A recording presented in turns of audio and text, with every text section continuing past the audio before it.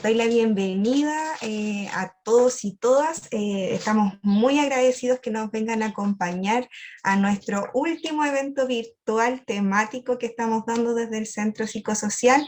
Mi nombre es Tamara Arias Concha, yo soy la coordinadora subrogante de el Centro Psicosocial y estoy acompañada de mi equipo, Matías Marcela, y también de Juan Pablo, que ahí lo voy a presentar después para darles el espacio de la exposición.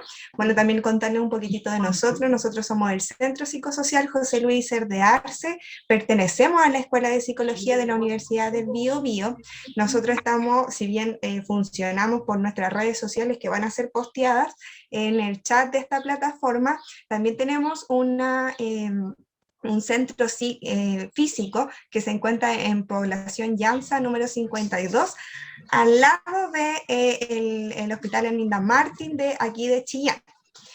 Nos pueden encontrar, como ya dije, en todas nuestras redes sociales. Tenemos Facebook, Instagram, y también tenemos un canal de YouTube en donde vamos a subir esta presentación, por eso la estamos grabando, y ahí la van a poder encontrar todas las veces que ustedes quieran y gusten, y mucho otro material de salud mental y muchas listas de reproducción que hemos venido trabajando en estos años.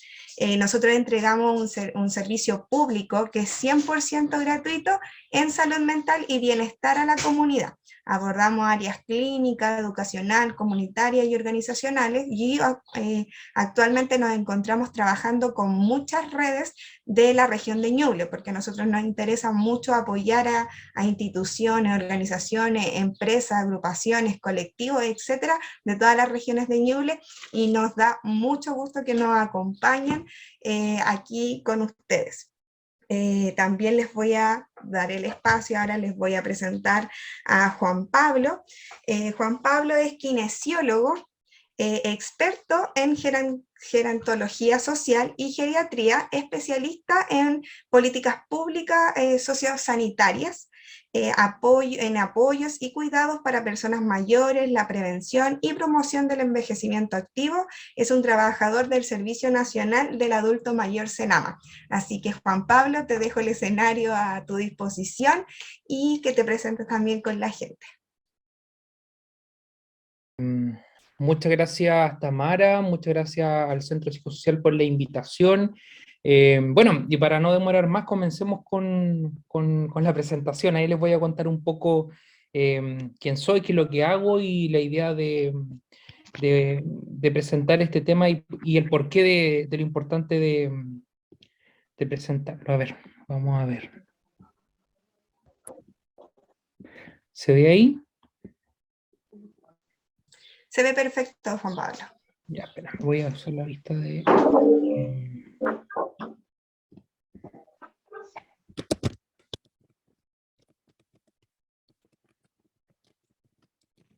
Vamos a ver.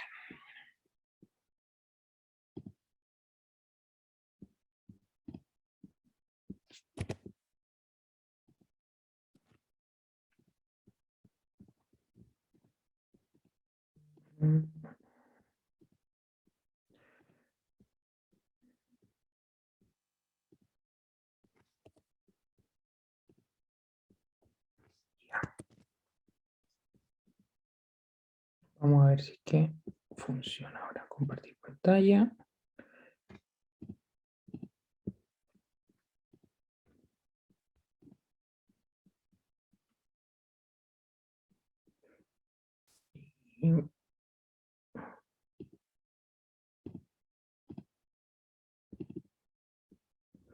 Espera un poquito.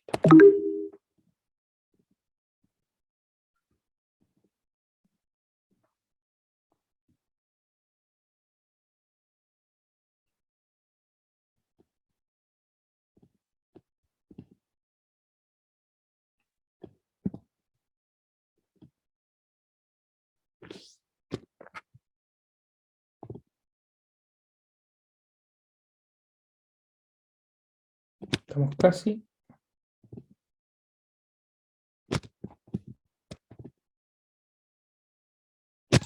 ¿Ahí sí? Sí, se ve perfecto, Juan Pablo. Ya, bueno. Hoy día les voy a a hablar sobre recomendaciones e intervenciones no farmacológicas basadas en la evidencia para adultos mayores dependientes y con deterioro cognitivo desde un enfoque sociosanitario. Al igual como tú me presentaste, bueno, he hecho varias cosas en mi, en mi pequeña pero intensa carrera profesional. Ya soy candidato a magíster de bueno, de la Universidad Mayor respecto del magíster de gerontología, kinesiología gerontológica. Soy kinesiólogo de la Universidad Católica del Maule, soy creador de un servicio que se llama Cuidamos, ya, fundador también de la Fundación Chile Mayores, a través de la cual nace justamente esta presentación que fue expuesta en el Congreso de Geriatría y Gerontología del año de 2019. Soy docente de la Clínica MED también, también del propio magíster de la Universidad Mayor, ya, y diplomado en salud de la Universidad Bernardo Higgins, entre otras cosas. Ya mi experiencia profesional parte en el centro diurno de La Reina, ya como kinesiólogo y profesional, parte del equipo de ese centro diurno, y luego se me invita a coordinar esta política pública de los centros de día desde el nivel central. Por lo tanto, trabajaba en el Ministerio de Desarrollo Social, y a partir del año 2018 llegué como director subrogante de Senama acá a Ñuble, y hoy día soy el profesional a cargo de los programas para adultos mayores dependientes, ¿ya? Me gusta siempre partir las presentaciones con una frase, y creo que soy un admirador de la persona que está ahí, que se llama Claudio Naranjo, y ya voy a explicar y ahondar por qué en el fondo es tan importante eh, lo que Claudio nos quiere decir, ya que, bueno, la frase dice de que no podemos tener una sociedad sana si no está compuesta por individuos conscientes, ¿ya? Y las crisis del mundo no son más que crisis de conciencia, ¿ya? Y en eso está muy en conjunto respecto de la sabiduría, ¿ya? Por lo tanto, en la medida que tenemos mayor información, somos capaces de visionar, de anticiparnos a la jugada y poder tomar mejores decisiones, ¿ya? Por lo tanto, es importante la educación en todo contexto, y esa educación junto con la utilización en buena manera del conocimiento permite por sobre todo la mejor toma de decisiones, ¿ya? Es por ello que es tan importante, Claudio. Cuando nosotros hablamos de lo que es la medicina basada en la evidencia o la práctica basada en la evidencia, esto surge básicamente porque es necesario que nosotros empecemos a intervenir y sobre todo a presentar alternativas, soluciones a las personas mayores desde los distintos tipos o ámbitos de su vida, que justamente sean en base a la evidencia. ¿Y por qué es tan importante la evidencia? Porque cuando nosotros hablamos de un enfoque, o cuando nosotros hablamos de tratar a personas mayores, ¿ya? Hoy día la mejor, en el fondo, o el mejor abordaje es desde la transdisciplinaridad, por un lado, pero también desde enfoques como los que el Senama tiene y profesa en sus programas, que por lo tanto ahí hay un gran avance y un gran trabajo, como es el enfoque de atención centrada en la persona, y por otro lado también el enfoque de derechos humanos, ¿ya? Todos estos enfoques que parten con los programas del Senama o los programas nuevos, ¿cierto? Desde el año 2015 en adelante, desde el cual el Senama ha hecho un trabajo enorme, enorme, enorme, hay que reconocer eso, pero sin embargo hay aspectos que en el fondo se pueden ahondar, ¿cierto? Se pueden profundizar, y son los que hoy día veremos, ¿ya? En general, tanto las personas del área social como las personas del área de salud, debiésemos por criterio general realizar nuestras acciones en base a la evidencia. ¿Por qué? Porque miren, si ustedes lo ven desde el trabajo social o desde el área social propiamente tal, Saquet dice de que el tener prácticas basadas en la evidencia permite basar la práctica profesional en intervenciones o programas que suponen una prestación de mejores servicios con un uso racional de los recursos.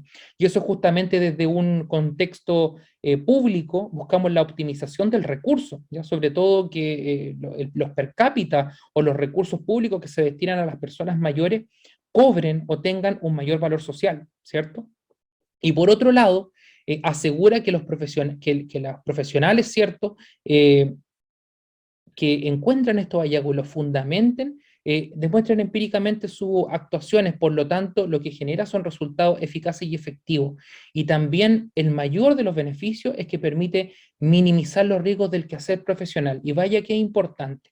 Yo he tenido la suerte de trabajar, como les conté hace algún momento, en los 3 niveles de organización del Estado. Partí en lo municipal, luego me fui a lo central y hoy día estoy en lo regional. Y eso me ha permitido ver de alguna u otra manera cómo se interactúa o cómo de alguna u otra manera los distintos profesionales trabajamos en pos de resolver problemas, ¿ya? Y vaya que es importante minimizar los riesgos en el quehacer profesional, sobre todo cuando estamos recién trabajando. Muchas veces tenemos muchas dudas, muchas veces tenemos mucha incertidumbre respecto de que si lo estamos o no lo estamos haciendo bien. Y es justamente la práctica basada en la evidencia la que ayuda justamente a poder salir de esas dudas, bajar esos temores y por sobre todo entregar alternativas de solución eficaces y eficientes a las personas, ¿ya? Por otro lado, desde el punto de vista de la medicina basada en la evidencia, existe esta conjugación que es entre la expertise clínica, ¿cierto? Las preferencias del paciente y justamente la, la búsqueda de evidencia, ¿ya? Y por lo tanto, este tema no debe ser menor, ¿ya? ¿Por qué? Porque básicamente esta atención o la medicina basada en la evidencia permite justamente una atención más ética, ¿ya? Da mayor prioridad a los problemas particulares de las personas, ¿ya? Y sobre todo, en el fondo, lo que busca es generar un consenso respecto de las decisiones que se tienen que tomar entre el clínico y el paciente, ¿ya? Por eso es tan importante la medicina basada en la evidencia. ¿Cómo surge esta presentación que hoy día les voy a hacer? Surge justamente de una lectura que en algún momento realicé de el primer libro que el Senama realiza sobre estándares de calidad para establecimiento de larga estadía de adultos mayores, ¿ya? Hoy día la última versión es la versión 2019, de la cual soy colaborador. Cuando revisé la primera versión, que es del año 2016, me di cuenta de que existía un gran trabajo por parte de las distintas unidades de Senama, pero que desde el punto de vista de la aplicabilidad dejaba la puerta abierta, ¿ya? Dejaba la puerta abierta para poder aportar desde el paso siguiente, ¿ya? Los estándares ayudan a justamente facilitar los procesos, establecer normativas, eh, crear, crear justamente acciones, ¿cierto?, que permitan con un grado de seguridad poder entregar un servicio adecuado, pero también estos estándares permiten de alguna u otra manera, ¿cierto?, generar un diagnóstico, ¿ya? Y existe de hecho un formato de valoración geriátrica integral, ¿ya?, en los establecimientos de larga estadía, ¿ya? Eh, que nos permite justamente evidenciar ya las necesidades de las personas, ¿ya? Pero por sobre todo también sus deterioros, sus déficits y sus síndromes geriátricos, ¿ya? La presentación que hoy día les voy a mostrar es justamente eh, una respuesta, ¿ya? O un llamado a la acción luego de la aplicación de esta valoración genética integral. Por lo tanto, son alternativas de tratamiento, son alternativas de solución. Por lo tanto, es una propuesta complementaria, o podríamos decirlo, el paso siguiente, luego de aplicar una valoración genética a las personas mayores, ¿ya? Desde lo que define el Senama en su libro Estándares de Calidad para el IAM, ustedes pueden ver que aquí existe una ficha de ingreso, justamente que aborda las características personales de cada usuario, ¿cierto?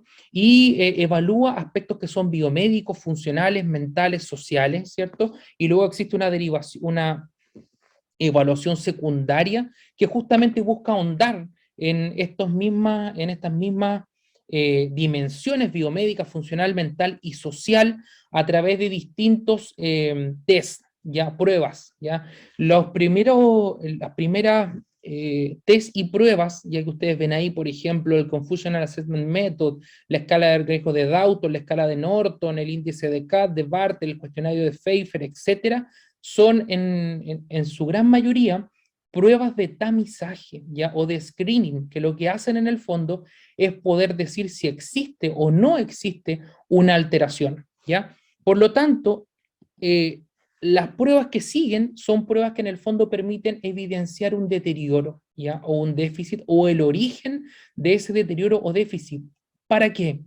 Para poder en el fondo generar un tratamiento, una intervención en cada usuario. ¿Ya? En cada usuario. Nosotros no hablamos de paciente porque entendemos que de esta lógica de atención centrada en la persona es necesario un cambio en el modelo y por sobre todo un cambio en la forma que tratamos a las personas mayores. Creemos que está obsoleto esta lógica del paciente tratante y lo que nosotros priorizamos justamente es el aspecto que podemos relevar como el aspecto de usuario participante, y los profesionales somos terapeutas o guías de un proceso interventivo personal, ya de cada adulto mayor, ¿cierto? Que es priorizado por él mismo en base a sus preferencias y gustos, ¿ya?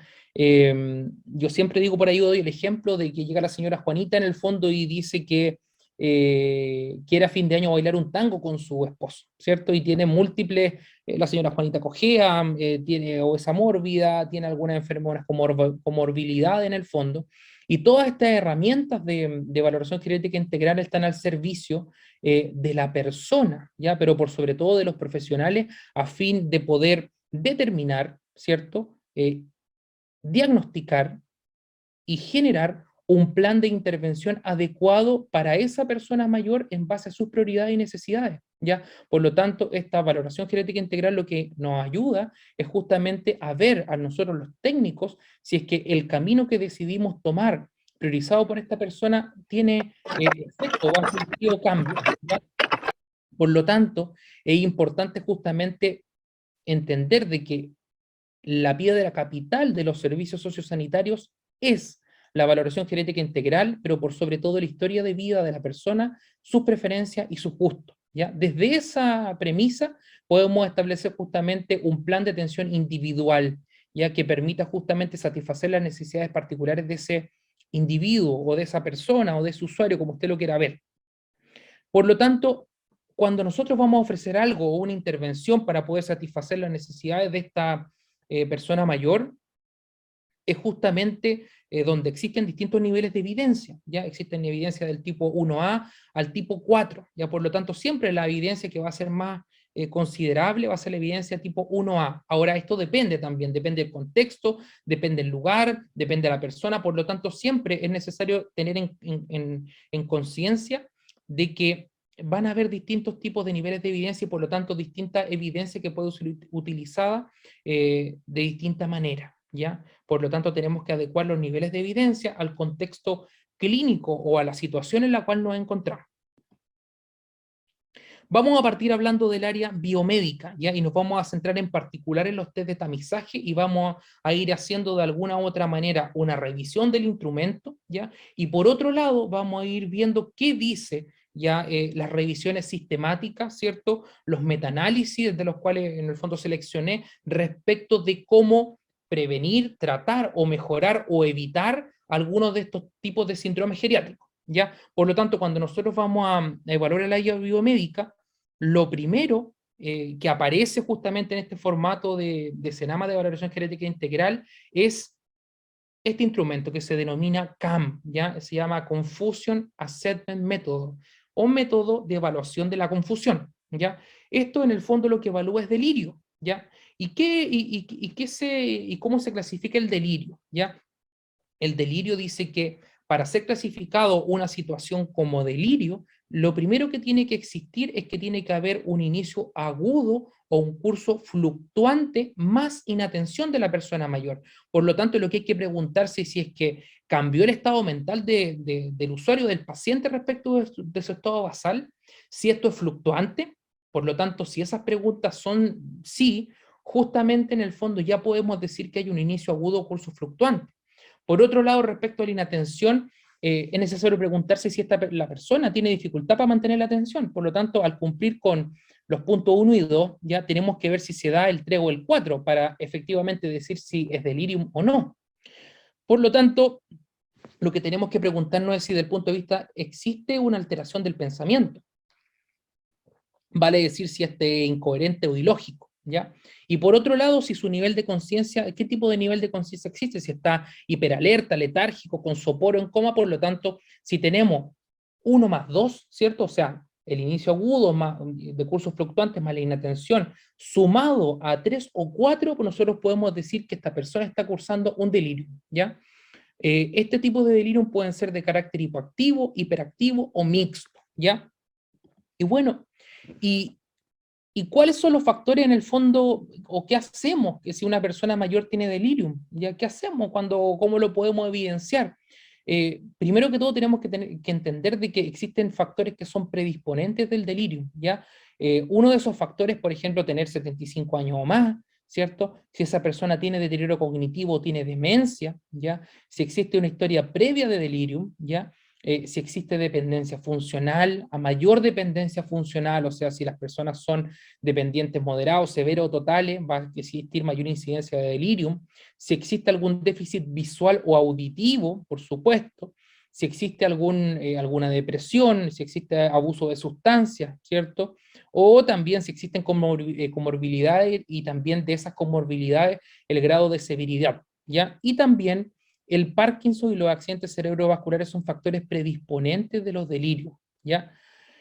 Eso por un lado, pero también existen que son factores precipitantes, o sea, que nos pueden llevar rápidamente a un delirium de tipo agudo. ¿Cuáles son? Por ejemplo, los fármacos y la polifarmacia, ¿cierto? Las personas mayores que vemos que muchas veces son policonsultantes y van por un lado al hospital, van por otro lado a médico particular, van por otro lado al consultorio y finalmente terminan en el fondo tomando toda esta prescripción de fármacos que cada dispositivo en el fondo le prescribe de manera separada, entendiendo de que no existe una intercomunicación entre los distintos tipos de servicios de salud primaria, secundaria o privado, ¿cierto? Entonces, por lo tanto, ocurren ahí muchas reacciones o interacciones medicamentosas que pueden ser justamente precipitantes de delirio.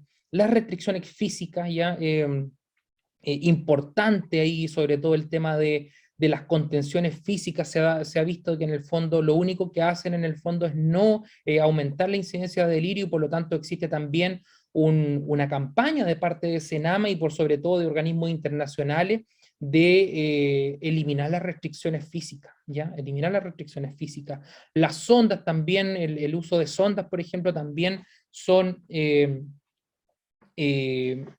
factores que son precipitantes, enfermedades metabólicas, infecciones, por sobre todo, recordemos que cuando las personas mayores están pasando por un proceso agudo, infeccioso, lo primero que se altera es la conciencia, ¿cierto? Y por lo tanto ahí también es importante tener eso en cuenta. El dolor justamente nos lleva a presentar delirio, ¿cierto? Fecalomas también, y sobre todo gravedad de la enfermedad, trauma o cirugía. Ahora, se ha demostrado y se ha visto desde el punto de vista de la evidencia que el 50% de los delirios son de carácter multifactorial y el 30% está asociado a fármacos, ¿ya?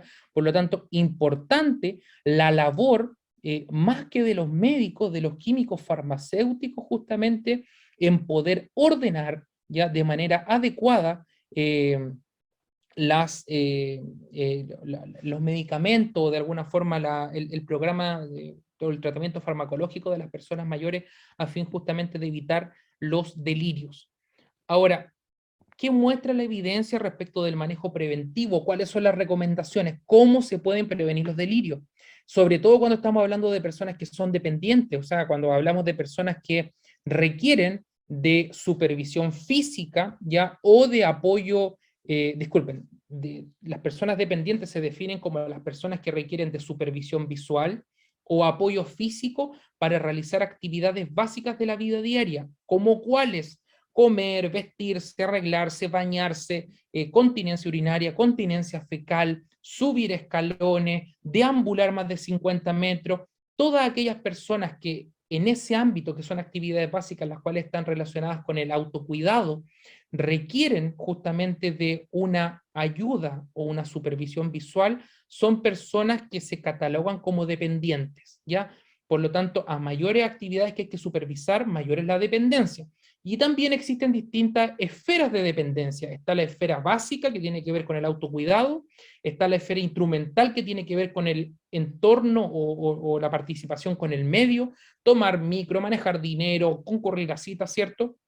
Etcétera, preparar la comida, ¿cierto? Y otras actividades que tienen que ver con instrumentales avanzadas, como el desarrollo de una profesión o algún arte o oficio, ¿ya? Por lo tanto, existen distintos niveles de dependencia. Puede ser que haya personas que, por ejemplo, son dependientes en actividad. Hay personas que, por ejemplo, cuando debutan con un Alzheimer, por ejemplo, o una demencia, importante hacer la diferencia entre ellos, que no pueden seguir, por ejemplo, desarrollando sus actividades profesionales, pero eso no quiere decir que no puedan desempeñarse con total autonomía en lo que son sus actividades instrumentales o actividades básicas. ¿Se entiende? Distintas esferas, distintos grados de dependencia, por lo tanto, distintas personas y distintas maneras de abordar y dar soluciones a cada una de ellas. Ya, por lo tanto, la valoración genética integral y sobre todo la prescripción de distintos tipos de servicio fármaco o cualquier tipo de intervención farmacológica o no farmacológica tiene que ser un traje hecho a la medida para la persona. Lo que para mí sirve, para ti no necesariamente va a servir, ¿ya? Y desde esta premisa, en el fondo, ¿cómo es posible de prevenir, por ejemplo, el delirium en las personas?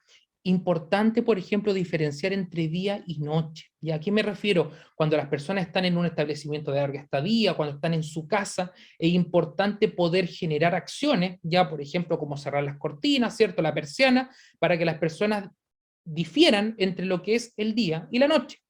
Respetar los ritmos de sueño, ¿ya? Y por sobre todo evitar el ruido excesivo. ¿Cuántos de nosotros, por ejemplo, no se ha percatado que en los hospitales las personas cuando tú entras, bueno, a mí me ha tocado trabajar en algún minuto me tocó ser alumno interno de la UCI del Hospital Sotero del Río, ¿ya? Y vi de cerca sobre todo el tema de los delirios, que cuánto en el fondo vemos cuando están las unidades de paciente crítico, la UCI, existen múltiples personas con un delirio, ya hipoactivo, hiperactivo, ¿cierto?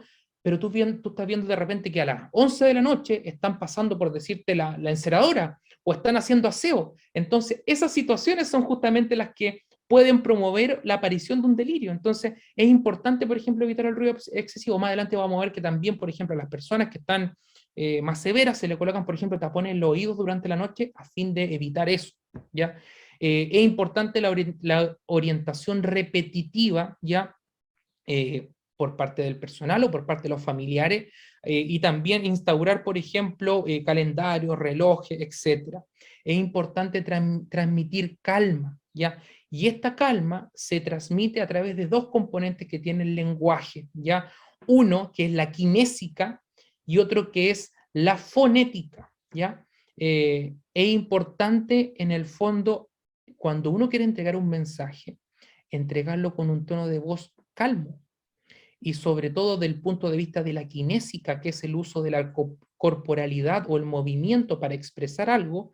Tiene que ser no mover mucho las manos, porque las personas muchas veces también con demencia o con Alzheimer denotan que eso puede ser una discusión. Si yo muevo mucho las manos, lo ven como si yo estuviese en el fondo discutiendo con ellos. Si yo no es lo mismo decir, por favor, quédate tranquilo, que, por favor, ¿te puedes quedar tranquilo? ¿Se entiende?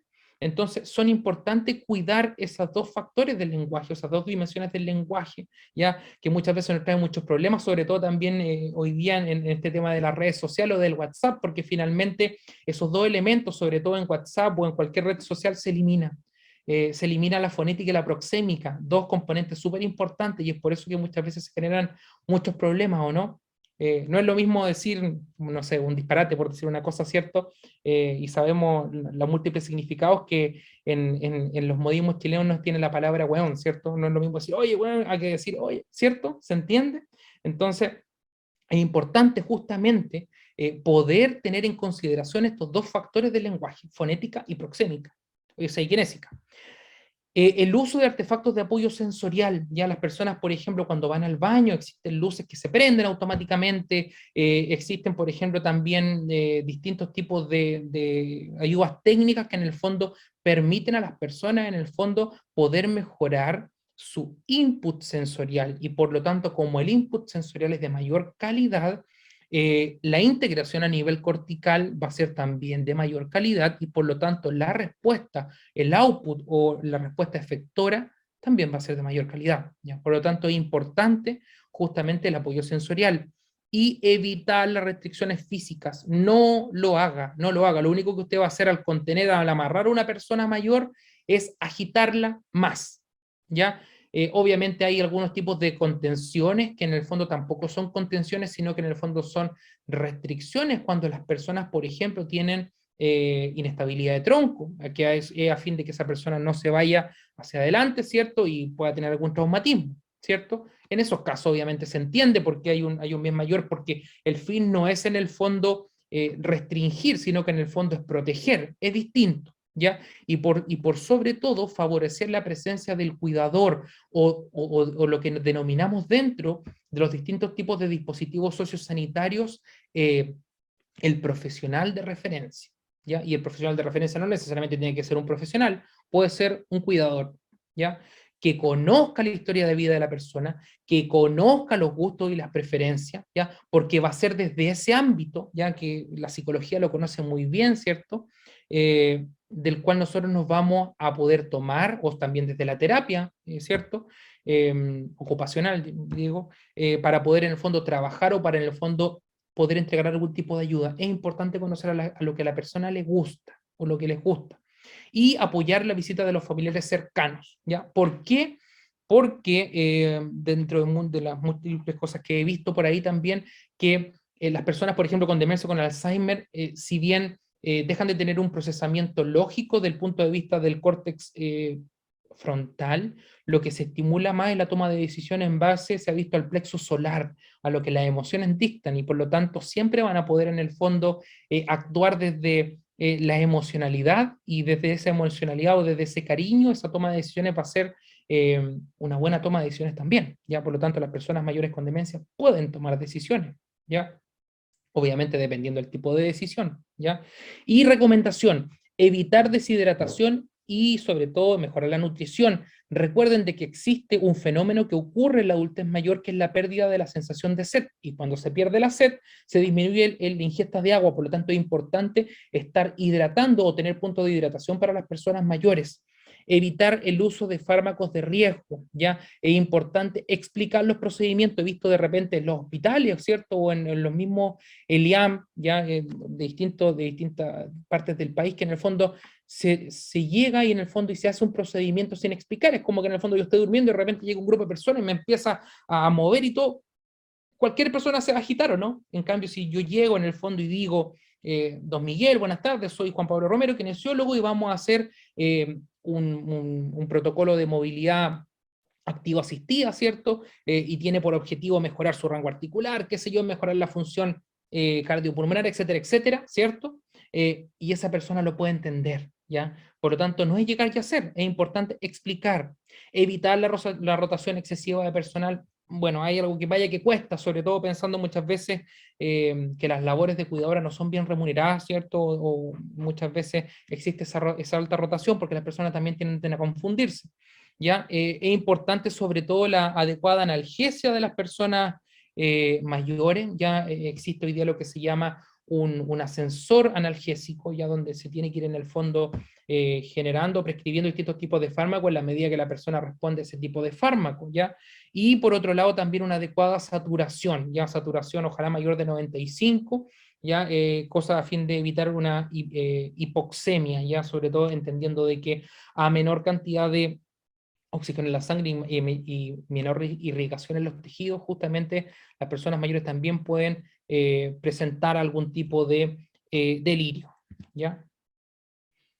¿Cuáles son las estrategias y los últimos estudios que muestran? Un estudio bastante interesante que es el programa de envejecimiento hospitalario, que se llama HELP, ya no hace referencia a ningún tipo de empresa por si acaso, es de origen estadounidense, ¿ya? Y este programa HELP lo que es una estrategia de intervención multicomponente. Fíjese usted de que en todas las revisiones que yo hice, me he dado cuenta de que los mejores resultados son intervenciones multicomponentes y por sobre todo transdisciplinarias. Por lo tanto, importante que los profesionales nos comuniquemos y justamente empecemos a integrar el conocimiento que tenemos ya en pos de las personas mayores. A mí me ocurría en el centro de día de que hice una muy buena dinámica de trabajo con Pablo Jofrea, quien hoy día somos muy amigos, ¿cierto? Y hoy día también él montó su propio centro psicológico en Las Condes, ¿cierto? Hacíamos talleres de eh, actividad física o de, como usted, bueno, nosotros en Senama pueden ser, por ejemplo, talleres de rehabilitación funcional o de prevención de caída, junto con estimulación cognitiva. O sea, aplicábamos el dual task desde, por ejemplo, el recuerdo de las calles de la comuna. Yo me acuerdo que decía, por ejemplo, vamos por calle Edward, por decir, estamos andando en bicicleta, y se planteaba desde esa perspectiva, desde un recorrido que las propias personas mayores iban haciendo dentro de la actividad física, los lugares de la comuna o las calles por donde íbamos transitando en este suerte de viaje imaginario. ¿Ya? Importante, importante la complementariedad, o por ejemplo lo que yo veía que la trabajadora social Isidora junto con la terapeuta ocupacional empezaban a trabajar en conjunto desde los intereses de ocupación humana y desde el empoderamiento que sobre todo el trabajo social permite y entrega en esta especie de inception de ideas, sobre todo desde la perspectiva del empoderamiento de las personas mayores y del cambio de mentalidad desde lo que uno puede envejecer. Es importante el trabajo en conjunto, o sea, no podemos pensar en el fondo de que cada uno por sí solo va a hacer mejor trabajo que todo en conjunto. Es importante eso. Y eso efectivamente este mismo estudio lo demuestra desde lo que es la efectividad probada y el coste-efectividad. Fíjese usted que disminuyó el delirio y sobre todo la disminución funcional, ya por lo tanto estas personas tenían una mejor funcionalidad. ¿Ya? Ahora, ¿cuáles eran las intervenciones? ¿Qué incluían? Incluían reorientación, actividades terapéuticas, reducción de medicamentos psicoactivos. Importante, reducción de medicamentos psicoactivos. Recuerde de que esta presentación habla de intervenciones no farmacológicas, por lo tanto estamos haciendo un complemento a lo que es la farmacología. Pero mire, aquí dice reducción de medicamentos, movilización temprana. Existe un miedo atroz y existe un mito sin argumentos de mover a las personas mayores. Yo recuerdo que justamente en este mismo centro de día en el cual yo partí trabajando, un día empecé a hacer test de marcha de 6 minutos a las personas mayores, donde tú le pidas que puedan caminar lo más rápido posible a fin de poder que las personas tengan el mejor rendimiento posible en una caminata de X cantidad de metros durante 6 minutos. Y recuerdo de que uno de los compañeros de trabajo, no voy a decir el nombre, para no pasar a llegar a nadie, me dijo, pero ¿qué estás haciendo con esa persona mayor? ¿Cómo se te ocurre? ¿Me entiendes? Entonces, ahí hay un mito, porque en el fondo entendamos de que todos los sistemas están en constante movimiento, nacemos llorando, nacemos en movimiento. Eh, el no movimiento, la detención, el éxtasis, en el fondo es enfermedad, es muerte. Cuando algo se deja de mover, o para los que les gusta mucho Jorge Drexler en su canción Movimiento, ¿cierto? Señala justamente de que todo está en movimiento, no moverse es lo natural, ¿cierto? O lo antinatural. Por lo tanto, no tengamos miedo ni a hacer que las personas mayores hagan actividad física, se muevan constantemente, porque es el movimiento lo que sana. Los sistemas están en un constante movimiento, la vida misma es un movimiento, el planeta, el cosmos, la galaxia están en un movimiento, o sea, lo normal es moverse, lo anormal es estar sentado, detenido, sedentario. Eso trae enfermedad, ¿ya? Entonces, por un lado, también es importante, sobre todo, el respetar los ciclos, el ritmo circadiano, el sueño. Importante el sueño. Desde la psicología se explica bastante que los fenómenos del sueño ayudan a la reparación cerebral. Bueno, no soy lector un poco voraz, pero no recuerdo, hay un libro justamente que habla de un autor brasileño que es bastante connotado, que habla sobre todo del sueño y lo importante que es el sueño en la vida de las personas, porque son mecanismos de reparación neural, ¿ya? Y por sobre todo de regulación de los ciclos, ¿ya? Incluso va más allá de eso, ¿ya? Incluso él señala que en el fondo los sueños serían más reales que la propia vida, pero ahí es importante ahondar, ¿ya? Dice que lo único que seguro que tenemos, lo único material son los sueños, y puede ser verdad, ¿ya? Respecto también al mantenimiento de la hidratación, la nutrición y sobre todo la provisión de adaptaciones visuales o auditivas. Importante el uso de lentes, el buen uso de lentes, la actualización justamente de esos lentes y por otro lado también de los audífonos de las personas mayores, porque muchas veces vemos que no la saben ocupar bien, que está sonando el audífono con el pitito, ¿cierto? Y que finalmente como no lo saben ocupar, lo terminan por desechar, ¿ya? Muchas de las caídas de las personas mayores tienen que ver con vicios de refracción. Recordemos de que el equilibrio de las personas mayores, un 75% del equilibrio, del componente de equilibrio, es la visión. Y se mejora en el fondo con la prescripción de nuevos lentes. Interesante, ¿no? Y por lo tanto, También vemos de que tiene que existir un equipo interdisciplinario capacitado, asistido por personal de enfermería o voluntarios capacitados. Vaya qué importante este tema de la capacitación para las personas mayores. Muchos dicen, y me ha tocado en distintos lugares, escuchar que necesitamos más geriatras, la solución son los geriatras. Y yo la verdad que discrepo con eso.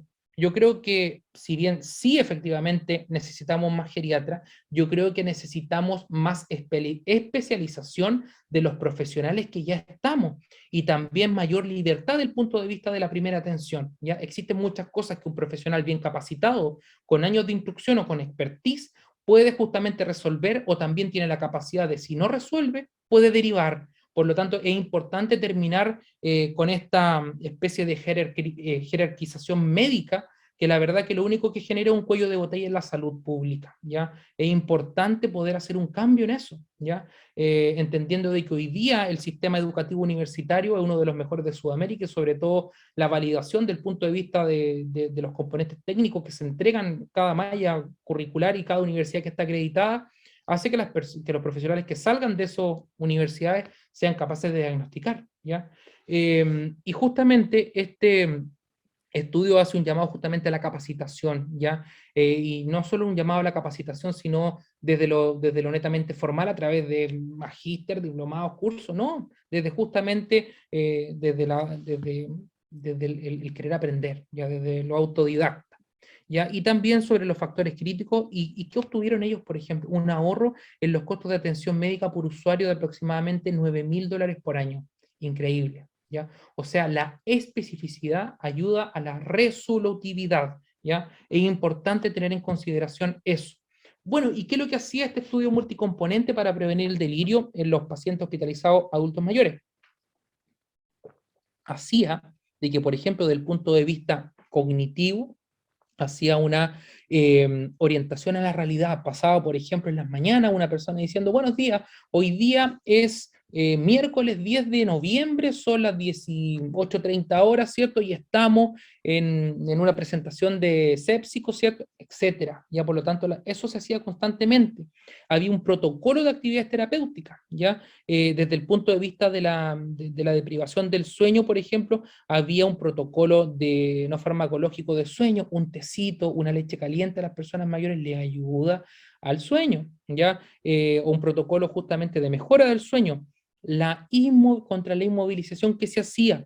Se hacía justamente protocolo de movilización temprana en las UCIs. Fíjese usted, de que usted dice, son pacientes que están graves.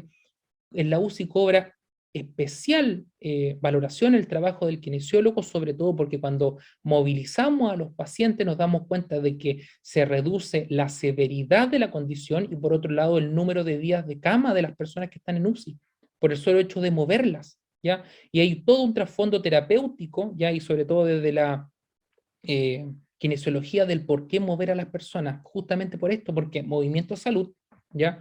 Y también por ejemplo, estamos hablando de mejoras de la visión, por ejemplo, a través de justamente ayudas como lentes, ¿cierto? De algún tipo de, por ejemplo, equipo adaptativo que permita a las personas ver mejor, ¿ya? Y también una mejora de la audición, ¿cierto? A través, por ejemplo, de distintos tipos de amplificadores o a través de equipos o técnicas que son adaptativas. Y también de evitar la deshidratación a través de qué, del reconocimiento del volumen de presión, ¿cierto? Y el reconocimiento temprano, o sea, ir midiendo en el fondo los egresos y los ingresos del punto de vista de líquido de las personas e ir en el fondo hidratando. Importante, ¿ya? Y bueno, ¿qué hacían justamente este equipo? Por ejemplo, había una pizarra de orientación con el nombre de los integrantes del grupo de los cuidadores, ¿ya? Y también cada persona tenía una tarjetita en el fondo aquí que decía el nombre de la persona y su cargo. Habían actividades de estimulación cognitiva 3 veces al día, ejemplo, eventos actuales, reminiscencia estructurada, juegos de palabras. También existía un protocolo de movilización temprana donde a las personas se les hacía deambular, caminar, ¿cierto? Había ejercicio diario de movilidad, minimizando, por ejemplo, el uso de equipamientos de inmovilización, ¿cierto? Los catéteres vesicales o las sujeciones importantes, ¿ya? Tengo una experiencia cercana de mi padre, mi abuelo, que en paz descanse, ¿ya? Eh, me, por cosas de la vida le dio una hemorragia digestiva alta y estuvo hospitalizado en el hospital de Parral, ¿ya? Y la verdad que tuve que pedir vacaciones porque veía de que la situación de él empeoraba. ¿Por qué empeoraba? Porque efectivamente Mario, que era una persona que tenía demencia, y era una demencia avanzada, cuando despertaba justamente de estar durmiendo, ¿cierto? En una condición aguda de enfermedad como una hemorragia digestiva alta, lo primero que hacía, porque él pensaba que estaba en su casa, se levantaba y se sacaba todas las sondas. La solución del hospital fue contenerlo con sujeciones físicas, colocarle paño en el fondo y tenerlo ahí. Y justamente le generó un delirio hiperactivo que en el fondo ya las barreras de contención las botaba. ¿Cuál fue la solución? Conversar con el equipo humano, irme a quedar a dormir con él en el hospital. eh, y cada vez que Mario despertaba le decía, papá, mira, te dio una hemorragia digestiva alta, estamos en el hospital de Parral, está tranquilo, está conmigo, si tú quieres ir al baño yo te acompaño. Perfecto, perfecto. En la noche en la noche cuando tocaba dormir, amarrábamos mi mano con la de él, entonces en el fondo eso permitía que cuando él despertara, pasaba lo mismo, reorientación, estaba en el hospital, te dio esto, necesita esto. Se sacaron las sujeciones, bastó eso para que se sacaran las sujeciones, para que ya no hubiese pañal, porque en el fondo él podía ir al baño, y mejoró su condición funcional. Tan simple como ir a acompañarlo, tan simple como ir a acompañarlo, ¿ya? Que también es importante, por ejemplo, los protocolos, por ejemplo, de audición, de visión, ya efectivamente que existan, por ejemplo, una letra más grande, que las personas mayores puedan ver, que estén informadas constantemente, ya. También que haya una evaluación y una intervención de enfermería para el deterioro cognitivo funcional, la deshidratación, la nutrición, el uso de medicamentos psicoactivos y la planificación también de la alta. Es importante eso. ¿Qué van a llegar a hacer las personas cuando lleguen a sus casas? ¿Ya? Rondas 2 veces a la semana para discutir cada paciente. Hay hacerse un cuestionamiento a los que son de los dispositivos sociosanitarios, de los centros de día, de los cuidados domiciliarios, de los establecimientos de larga estadía.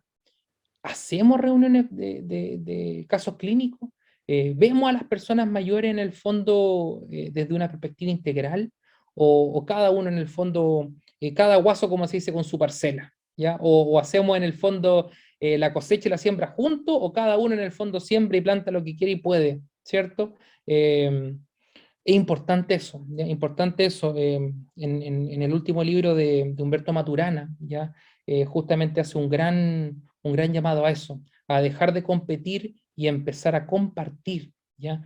Y eso también lo hemos olvidado del punto de vista de los sistemas. La psicología sistémica lo ve, los sistemas, o sea, desde la teoría de la célula, debemos entender de que cada organismo o organelo celular pudiese haber sobrevivido de manera separada e independiente, pero todo tiende a la comunidad, a la comunión y a la unión. Hay ahí un, un misticismo sagrado detrás de eso, ¿ya? Creo que ¿por qué distintos organismos en el fondo tienden a agruparse y las células se agrupan y forman tejidos, los tejidos forman sistemas, los sistemas forman órganos, ¿cierto? Los órganos personas, individuo, comunidad, ¿se entiende? Hay un llamado natural, ¿ya? De volver al origen y volver a lo colectivo y no a lo individual. Tenemos que entender de que hay un proceso psicológico eh, no sé si psicológico o no, pero social, que tiene que ser un volver al origen, ¿ya? Un volver a colaborar, entender de que cada uno por sí solo no puede hacer todo y es necesaria la comunidad. Y en ese sentido es necesario que las personas conversemos, seamos capaces de sentarnos a conversar, ¿cierto? Que es importante conversar. Y a poder en el fondo planificar no lo que significa para cada uno el bien común, o sea, para cada uno el bien particular, sino que velar por el bien común. Y en ese caso los equipos también tienen que volver a esa lógica, a entender que se debe conversar de los pacientes, que no, ya no se deben ver más casos clínicos y se debe en el fondo ver cómo a través de cada una de las disciplinas y su interacción de cada una de las disciplinas se pueden en el fondo llegar a mejores resultados, ¿ya? También tienen que haber sesiones didácticas, ¿cierto?, de educación para los proveedores. Mira qué interesante en todos los proveedores, o sea, el que llega en el fondo a dejarme el azúcar, el que llega a dejarme el papel o cualquier tipo de insumo, que o sea, una persona que no está ahí constantemente, es importante que también le eduquemos a fin de que, claro, no llegue en el fondo como se dice por ahí, revolviendo el gallinero, entender de que está en un lugar X y se está haciendo una metodología particular y por lo tanto que al momento de ingresar, ¿cierto?, se adecúe a esa normativa. Es importante compartir eso con las demás personas. Ya la consulta con el geriatra es importante y también la consulta interdisciplinaria. ¿Qué se vio también respecto, por ejemplo, a... Hay otro estudio que habla de la eficacia no farmacológica de las intervenciones para la prevención y el tratamiento de delirium, ¿cierto? De IOCF, ¿cierto? Que dice de que, por ejemplo, en el caso de colocar, por ejemplo, para en este caso el delirium en pacientes, por ejemplo, que están críticamente enfermos, el uso de tapones, por ejemplo, en los oídos y máscaras, ¿cierto? Estas mismas máscaras que en el fondo las personas ocupan en el avión para dormir, ¿cierto? Ayuda bastante y disminuye la incidencia de delirium. El uso de la cuidadora, o sea, es importante que exista una cuidadora, ojalá una persona de referencia que conozca a la persona, sepa cómo reaccionar y sobre todo sus intereses, ¿ya? Las intervenciones de componente múltiple, ¿cierto? La educación al personal, privilegiar también primero lo no farmacológico, luego lo farmacológico, ¿cierto? Y también, por ejemplo, la música y el canto. Fíjense que la música y el canto está también muy vinculado a eso, ¿ya? Hay una teoría que por ahí también se denomina la teoría de las cuerdas, que señala de que las vibraciones, ¿ya? O las ondas vibracionales, en el fondo, han generado la materia, ¿ya? Y que los quarks, electrones, protones, neutrones son ondas electromagnéticas que en el fondo se están moviendo, ¿ya? Y que son en el fondo sonido, ¿ya? Y por lo tanto, justamente ese sonido y esa memoria musical, ya que está ubicada, no recuerdo en qué parte efectivamente del cerebro, debe ser en un giro, no recuerdo cuál, no se borra. ¿Ya? Existen documentales también sobre este tema de la relación entre la música y la demencia, ¿cierto? Y el Alzheimer, que justamente dicen de que a través de esta memoria musical, y también los psicólogos lo ocupan mucho, Pablo, mi compañero de trabajo en La Reina, ocupábamos mucho ese tema, colocábamos un día YouTube y le decíamos a las personas mayores, puede elegir la canción que usted quiera, tenemos todas las canciones del mundo. Y las personas mayores iban eligiendo en el fondo una canción y se iban conectando con algún momento, lugar de sus vidas. Y a través de eso, mire qué potente, conectaban con una emoción, ¿ya? Lo importante de hacer este tipo de terapias es que los psicólogos, ¿cierto? Yo no, muchas veces no me encontraba capacitado para esto, tienen que tener la formación de poder contener a las personas en caso de que esa emoción lo lleve a algún lugar de desborde, ¿ya? Es importante tener esa capacidad, ¿ya? Y creo que fue una intervención bastante bonita, y ahí las personas mayores podían recordar, conectarse y por sobre todo recuperar su memoria de largo plazo y esa memoria musical que vaya que no se borra. ¿Ya? Así que a escuchar música, a tener ahí guardada el soundtrack de nuestra juventud, ¿cierto? Para que ojalá nunca lo necesitemos ocupar, pero quién sabe, ¿cierto? Podemos ser parte del 10% de las personas que tienen demencia y podemos necesitarlo. Interesante que conozcan nuestros gustos musicales. Eh, Respecto, por ejemplo, pasando a otro tema, el tema de caer, ¿ya? ¿Qué es importante, por ejemplo, qué podemos hacer para evitar el riesgo de caída en las personas mayores, ¿ya? Lo primero, entender de que existen factores intrínsecos y extrínsecos que provocan caídas. Factores extrínsecos se refiere a lo ambiental y factores intrínsecos se refiere a lo corporal, ¿ya? Por un lado, los factores modificables, por ejemplo, es tratar la enfermedad aguda, ¿ya? Tratar el tema de la incontinencia, ¿ya? Eh, Hablando del tema de la incontinencia, importante mencionar que últimamente se ha descubierto un nuevo uso, ya, bueno, para mí, mi conocimiento es relativamente nuevo, pero la verdad que desde lo que es del TENS, no sé si han visto estas cajitas que tienen unos partes que ocupamos los kinesiólogos que generan una especie de corriente que se llama Transelectrical Nerve Stimulation, que es estimulación transcutánea nerviosa, ¿cierto? Estos TENS, que son, la verdad que no son caros y sobre todo hoy día son mucho más frecuentes, a través de la estimulación del nervio tibial posterior, ya que es una raíz sacra, ya permiten en el fondo tratar de alguna otra manera la incontinencia, ya, y eso se descubrió a través de lo que es la acupuntura, ya, importante reconocer sobre todo el valor de la medicina eh, oriental, ya, por sobre la medicina occidental. O sea, pensar que nuestra cultura occidental, ¿cierto? Tiene una edad de casi la mitad, o por decir, la cultura oriental tiene casi el doble de edad que nuestra cultura, y es importante reconocer que, sobre todo desde los avances médicos, existe mucha mayor cantidad de acción y por sobre todo conocimiento, ¿ya? Y mire, a través de justamente esto, en el fondo se empezó a obtener este otro tipo eh, de intervención para incontinencia. Considera, por ejemplo, la historia de las caídas, ¿cierto? Es importante, por ejemplo, mejorar la marcha y la movilidad, ¿ya? Evitar la pérdida de masa muscular, ¿ya? Importante, por ejemplo, se pueden hacer, por ejemplo, mediciones de pantorrilla para ver si las personas mayores, por ejemplo, un buen indicador, que son, por ejemplo, la medición de pantorrilla de las personas, de cualquier persona en el fondo, que también es un indicador de pérdida de masa muscular, ¿ya? Mejorar la percepción de sensibilidad profunda, ¿ya? Recordemos de que el equilibrio, ¿ya? O el balance y equilibrio está compuesto por tres tipos de sistemas, que es el sistema visual, el sistema somatosensorial y el sistema cereberoso, ¿ya? En un orden de 75, creo que 75, 75, 15, 10 puede ser algo así, ¿ya? Entonces, el sistema somatosensorial, la percepción, el input sensorial, sobre todo, por ejemplo, de la planta de los pies, efectivamente ayuda a generar un mejor output, ya por lo tanto genera una mejor respuesta motora. Importante el cuidado de los pies de las personas y sobre todo la estimulación de la sensibilidad. ¿Y cómo usted estimula la sensibilidad? A través de estimularse, pasarse distintos tipos de cosas, ya de distintos tipos de rugosidad, de distintos tipos de textura. En el fondo usted va viendo, en el fondo va pudiendo mejorar la propiocepción, ¿ya? Y también, por ejemplo, normalizar el rango articular, especialmente el de los tobillos. Ojo con eso, ojo también con el tema de las elongaciones, sobre todo para los colegas. Las elongaciones pueden tender a normalizar, pero no a aumentar el rango. ¿Por qué? Porque ocurre un fenómeno que es el aumento del stiffness muscular. Por lo tanto, si nosotros alargamos el tendón, sobre todo el tendón de Aquiles, lo que se genera es un retardo en la transmisión de fuerza y por lo tanto la respuesta motora ante cualquier tipo de caída va a ser menor y en el fondo esa persona mayor va a tener más tendencia eh, a caerse. Importante si se hacen elongaciones que no sean elongaciones mantenidas más allá de 35 o 40 segundos. Se describe en la literatura que más allá de 40 segundos se genera un punto crítico y eso genera un cambio del tejido. Así que ojo con eso, ¿ya?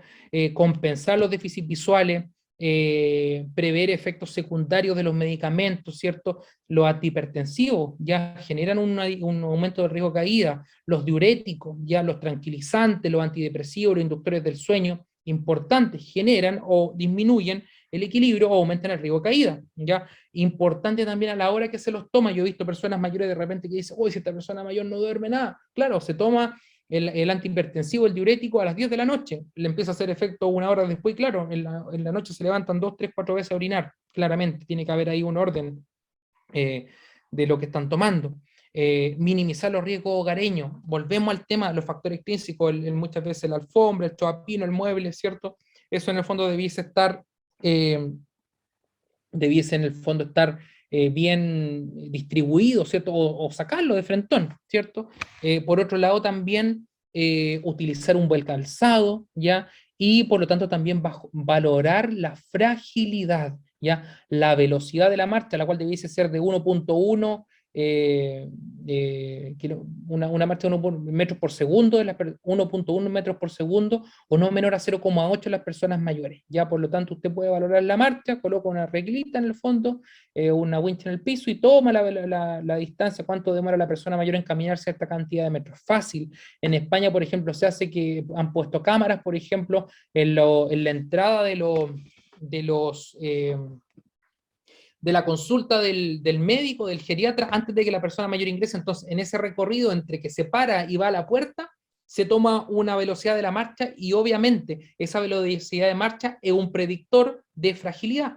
Interesante. Por lo tanto, a no dejar de caminar. Si las personas mayores muchas veces les duele caminar o se provoca un fenómeno que se llama marcha claudicante, sobre todo cuando las personas mayores tienen problemas, por ejemplo, arteriovenosos, ¿cierto? y las personas mayores describen de que van caminando y llega un minuto en que les duele demasiado las piernas que tienen que parar. Perfecto, que tomen la pausa, pero que sigan caminando porque justamente esa contracción muscular y ese aumento del flujo sanguíneo produce un fenómeno que se llama neovasculogénesis, ya por lo tanto la formación de nuevos vasos sanguíneos. Importante, ¿ya? ¿Qué otras medidas se pueden tomar, por ejemplo? Las modificaciones ambientales, ya lo dije, ¿cierto? O, por ejemplo, también tener ojo con los adultos mayores con enfermedades que favorecen las caídas, enfermedad de Parkinson, alteraciones de la visión, obviamente las personas secuelas de accidente vascular, demencia, déficit de alguna vitamina, ¿cierto? B12, por supuesto, también que está asociada al tema de, hay algunas demencias por hipovitaminosis B12, patologías que pueden afectar el equilibrio, la arritmia, ¿cierto? O la hipertensión ortostática, sobre todo en las personas que han estado mucho tiempo encamadas, ¿cierto? Es importante ir generando un protocolo de rehabilitación ortostática, porque básicamente si tú llevas a una persona del supino, o como nosotros decimos, estar acostado, guata para arriba, ¿cierto? A estar sentado, perfectamente esa persona tiene cambios en las presiones arteriales que va a hacer que esa persona en el fondo se desmaye. Entonces es importante generar un proceso. Existen muchas veces estas tilt tables que se llaman en el fondo tablas de angulación, que son bastante útiles, pero tampoco es tan necesario. Yo creo que es necesario ir censando, midiendo justamente los distintos signos vitales de las personas y cómo va reaccionando los cambios de posición. Respecto de qué se ha visto de la efectividad de no farmacológica de estas intervenciones, Joseph Rindal y los colaboradores, ¿qué señalan? Señalan, por ejemplo, de que, mira, aquí hay un estudio, tengo varios, o sea, son un metaanálisis, ¿cierto? Una revisión sistemática de muchos estudios, y ellos analizan, por ejemplo, el efecto del ejercicio, ya en, creo que se me está acabando la batería, ¿no? A ver, permiso. Estamos bien, ya. El efecto del ejercicio, ahí sí. El efecto, por ejemplo, el grupo de ejercicio en la comunidad o, por ejemplo, de realizar ejercicio en unidades de cuidado, ¿cierto? O, por ejemplo, intervenciones multifactoriales que no solamente utilizan ejercicio, sino que, por ejemplo, estimulación cognitiva o otro tipo de actividades, ¿cierto? En adultos mayores que están en la comunidad o, por ejemplo, en unidades de cuidado. ¿Y qué se ha visto? Por ejemplo, que dentro de la primera categoría, ya que son, por ejemplo, los adultos mayores que hacen grupos de ejercicio en la comunidad, se ha visto, por ejemplo, que en la marcha, el balance y el entrenamiento funcional es lo que mejor resulta o lo que mejor en el fondo da mejores resultados para disminuir el riesgo de caída. El entrenamiento de fuerza, ya yo conozco de cerca al doctor Molina, y justamente la otra vez el doctor Molina decía en el fondo que, y sobre todo también Sandra Maecha Matsudo, quienes son profesionales que han ayudado en mi formación, debiese ser el séptimo signo vital, ¿ya? El séptimo signo vital, la fuerza, así como decía los Jedi, ¿cierto? Que la fuerza te acompañe efectivamente. Importante la medición de fuerza y el entrenamiento de resistencia. Mire lo que le voy a decir. Hubo un estudio, hubo una intervención en los hogares de ancianos de Brasil donde se colocaron máquinas de fuerza universal. Este que usted ve en los gimnasios, ¿cierto? Tiene press de brazo, ¿cierto? De pierna y todo. Y se le invitó a las personas mayores a empezar a hacer ejercicios de resistencia, obviamente por un profesional que en el fondo guiaba este entrenamiento, ¿cierto? ¿Y qué empezó a pasar? Las personas mayores empezaron en el fondo a generar mayor autonomía. Se disminuyó la dependencia, las personas mayores empezaron a estar mejor. ¿Por qué? Porque básicamente era falta de fuerza lo que en el fondo generaba ese grado de fragilidad, ¿ya? Por lo tanto, aparte el entrenamiento de fuerza genera toda una subderivación o todos otros múltiples resultados concatenado el otro subsistema, el sistema cardiovascular sobre todo. O sea, hoy día está muy en boga el uso de, por ejemplo, del HIIT, de este entrenamiento de intervalos para las personas mayores, entonces a perder el miedo nuevamente, a pensar de que porque son personas mayores, porque son viejos en el fondo, o, ¿me entiende? No se puede hacer eso, no, al contrario, La evidencia lo dice, ya dice que efectivamente el entrenamiento de fuerza y de resistencia es beneficioso para las personas mayores. Fíjese usted, en mi estudio de tesis con el doctor Mancilla, de la Universidad de Talca, descubrimos que al medir, por ejemplo, en una escala de funcionalidad creada por él, que se llama la escala Mancilla-Granada, que va del 1 al 10, ya donde el 1 es la menor funcionalidad y 10 la mayor funcionalidad, las personas empiezan a perder 3 kilogramos, kilo fuerza de peso a medida que van saltando de nivel a nivel. Por lo tanto, algo que debiese registrarse o tomarse, por ejemplo, como un buen indicador eh, de riesgo de caída es la fuerza, el apretón de mano. ¿Qué tan fuerte me da el apretón de mano? O si usted tiene un dinamómetro y es kinesiólogo o cualquier profesional de la salud y puede medir con un dinamómetro, ¿cierto? La fuerza de mano, interesante. Eso también es le va a poder ayudar en el fondo a hacer de alguna manera un predictor directo de caídas. ¿Qué se ha visto respecto del entrenamiento? El tai chi, sumamente bueno hacer tai chi en las personas mayores, ayuda a disminuir el riesgo de caída. Y por otro lado, también el square stapling. El square stapling es como un luche japonés, así tal cual. Se marcan los cuadritos en el fondo y existen patrones, esos cuadros se enumeran del 1 hasta el 14, qué sé yo, y en el fondo se van siguiendo patrones de movimiento. Entonces dice 1, 3, 7, 8, ¿me entiendes? Y así en el fondo ese entrenamiento también ayuda a que las personas disminuyan su riesgo de caída. Y obviamente la actividad física en general, ya en general, disculpen, en general sí, pero de carácter grupal. ¿Y por qué de carácter grupal? Bien, vuelvo a referir a Claudio Naranjo y lo importante de la sesión grupal. Las sesiones grupales muchas veces tienen mayor efectividad que las sesiones individuales, porque cuando empezamos a ver y a compararnos con otros, nos damos cuenta de que somos posibles de un poco más y por lo tanto nuestro rendimiento físico mejora, y no solamente nuestro rendimiento físico, nuestro rendimiento cognitivo y la sensación o la valoración de nuestros propios déficits disminuyen. Por lo tanto, nos sentimos mejor. Mire, otro tema importante, ¿ya? Es que también, por ejemplo, cuando la mayoría de los estudios utilizaron el balance y la fuerza muscular, ¿ya? Además de otros ejercicios, por ejemplo, de carácter grupal, estos ejercicios incluyeron, por ejemplo, los ejercicios de resistencia, los estiramientos, la marcha, la movilidad y la caminata. Por lo tanto, un llamado justamente a mantener la actividad.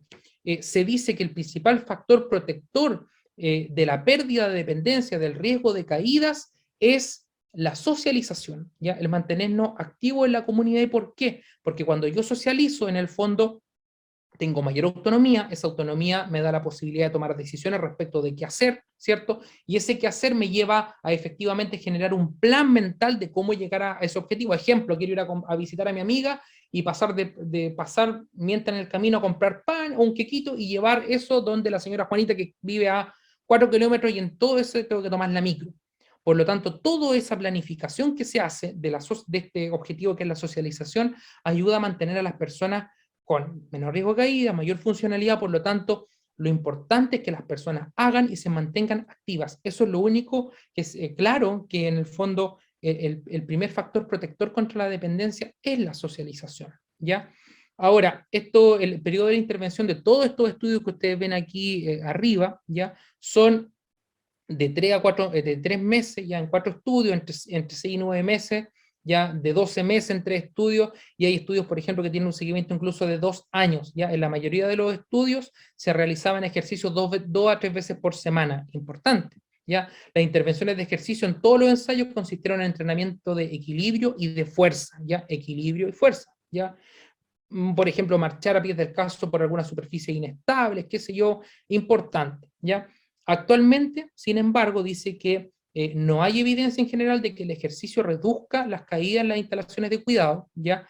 Eh, pero justamente esto puede ser efectivo para las personas que son menos frágiles, ¿ya? Ahora yo creo que esto es discutible porque la verdad desde lo que yo he visto y lo que se hace, el ejercicio sirve demasiado, es fundamental y justamente se genera una recuperación funcional, ¿ya? Ahora es importante que ojalá que los ejercicios de marcha sean ejercicios de marcha perturbados y supervisados en una cinta, por ejemplo, de correr, o un entrenamiento de equilibrio utilizando una retroalimentación visual computarizada, o puede ser un distinto tipo de retroalimentación, ¿cierto? También importante la prescripción de vitamina D en los lugares, los dispositivos de cuidado, es efectiva para reducir el riesgo de caídas.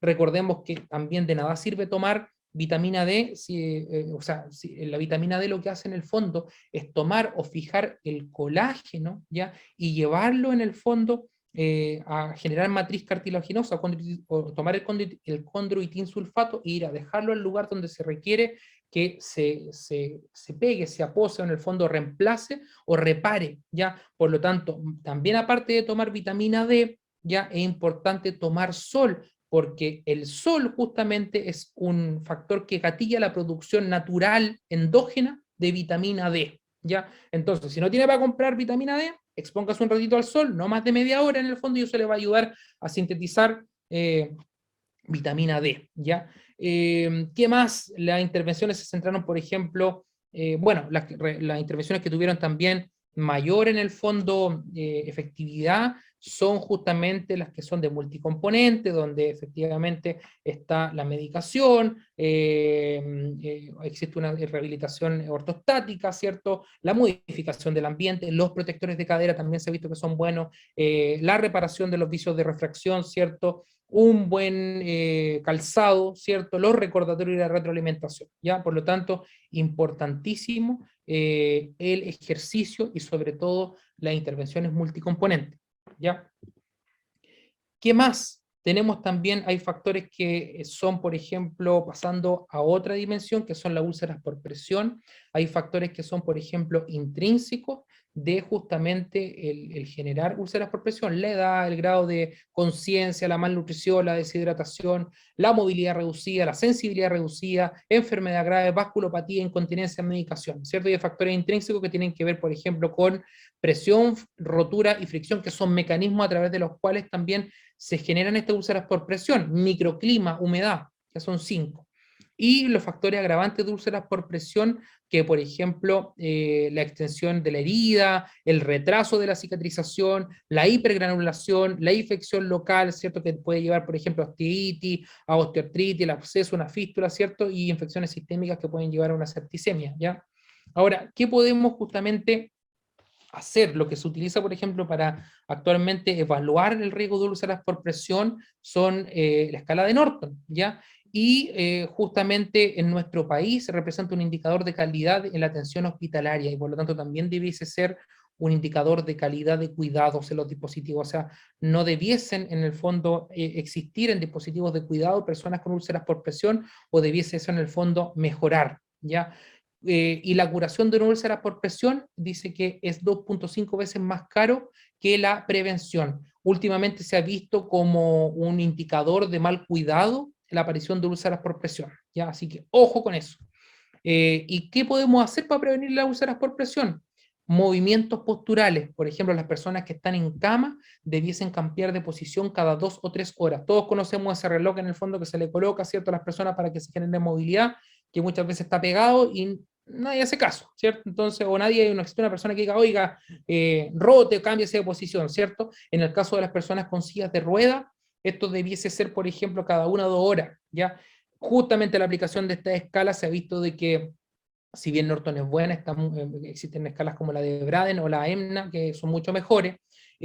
También hay que mejorar la nutrición y la higiene, entendiendo de que las personas están pasando por un proceso reparativo. Ya es necesario mejorar la cantidad del aporte nutricional, porque justamente va a haber una alta demanda calórica. ¿Ya?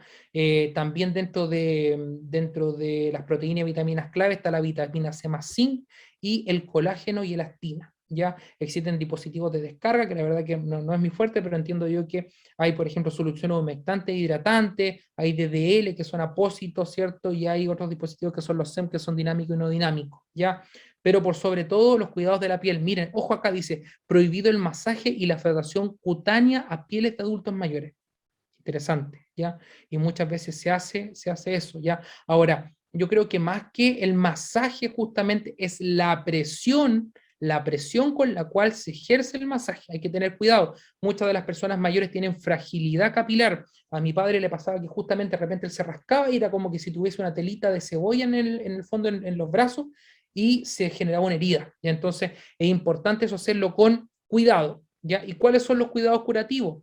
Nuevamente, aplicar escala de valoración de la herida, ¿ya? Clasificar las úlceras por presión, evaluar el tamaño, aspecto, localización, evaluar los tejidos involucrados, el dolor asociado, la patología de base, la medicación, el estado nutricional, las condiciones agravantes, los tejidos desvitalizados, las infecciones locales, ¿cierto? Sistémicas, descartar osteomielitis, ¿cierto? Y sobre todo, por ejemplo, los control del el exudado, sobre todo en la úlcera sacra, el revisar el pañal, ya el importante justamente evitar ese microclima. Bueno, ¿y qué se hizo, por ejemplo, también dentro de lo que ayuda, por ejemplo, a prevenir? Está la clasificación del Rancho de los Amigos, ya que es un grupo de expertos que se juntó y justamente lo que hacen a las personas que tienen úlceras por presión es generar una especie de capacitación a fin justamente de aprender a vivir con úlceras por presión, en el fondo también ayudar a mejorarla. Ya por lo tanto, nuevamente la educación no solamente a los tratantes, sino que también en este caso a los usuarios o pacientes, como ustedes lo quieran ver. Del punto de vista del área funcional, ya existen dos grandes baremos, test o pruebas que se ocupan para medir o valorar la funcionalidad. Uno es Bartel y uno es CAST. Y siempre en todas las partes dicen, pero ¿cuál es mejor? O Bartel o CAST. Y siempre se está discutiendo. La verdad es que ninguno es mejor que el otro, porque cada uno tiene un uso o un contexto o fue diseñado desde el punto de vista de las variables clinimétricas para ser ocupado en distintos lugares. El Bartel, por ejemplo, tiene una clasificación que es cualitativa cuantitativa, ya, o sea, me dice que es dependiente de la persona, pero me da un número, ya, tiene una interpretación objetiva, ya, por lo tanto, porque tiene mayores subítems dentro de cada ítem en particular, es de más fácil aprendizaje y aplicación, y tiene una mayor sensibilidad al cambio, pero fíjese, dice de que es para uso en rehabilitación y o residencias. Importante.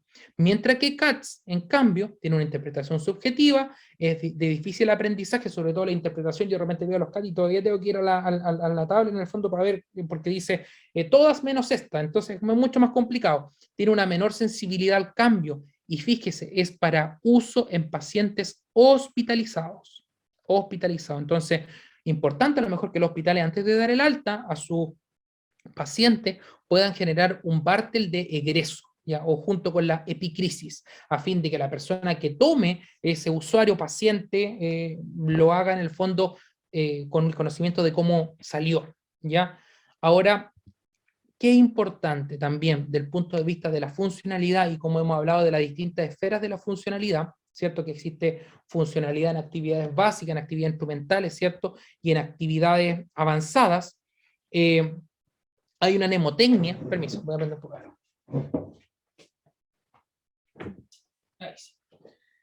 Qué importante el poder en el fondo detectar de manera oportuna la fragilidad. ¿Y a qué me refiero con la detección?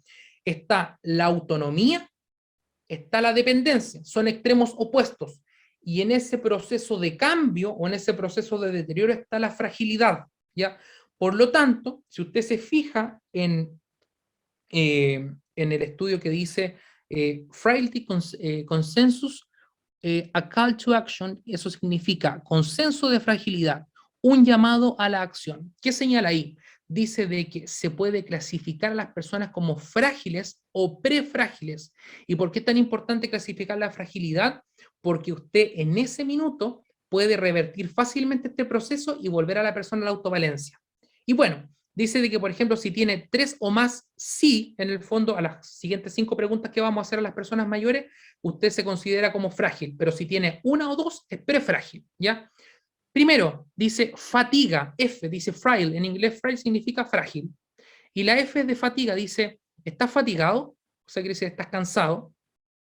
2, resistencia, no puedes caminar más o sea, no puedes subir más de una hilera de escalera, ¿ya?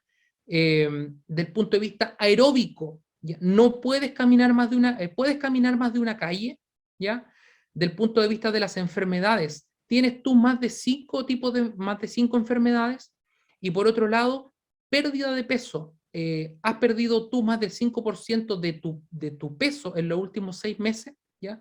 Entonces, si usted contestó, usted persona mayor que está viendo esta presentación, si usted en el fondo pudo identificar una o dos, quiere decir que usted es una persona prefrágil, consulte a su médico, ¿cierto? O genere alguna de las recomendaciones que le hemos estado dando durante esta presentación, ¿cierto? A fin de poder revertir esa prefragilidad, y si usted tiene 3 o más, es una persona frágil, ¿ya? La fragilidad justamente puede en el fondo revertirse y tratarse, ¿ya?